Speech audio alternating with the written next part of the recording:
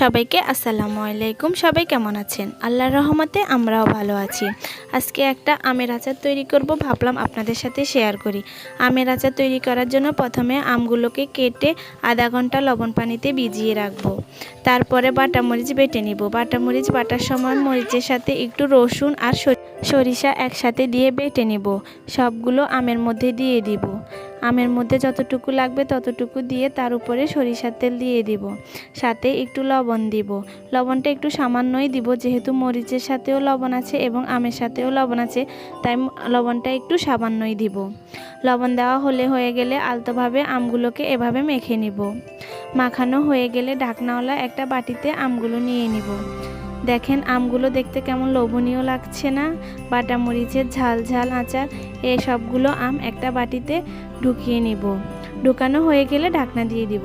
আমের আচারটা কেমন লাগছে বলেন তো? এই আচারটা আমি ডিপ ফ্রিজে সংরক্ষণ করে রাখবো, যাতে বরফ জমে খেতে অনেক মজা। বাসায় আপনারাও ট্রাই করে দেখতে পারেন। আমার ভিডিওটা যদি ভালো লাগে অবশ্যই একটা লাইক দিয়ে যাবেন।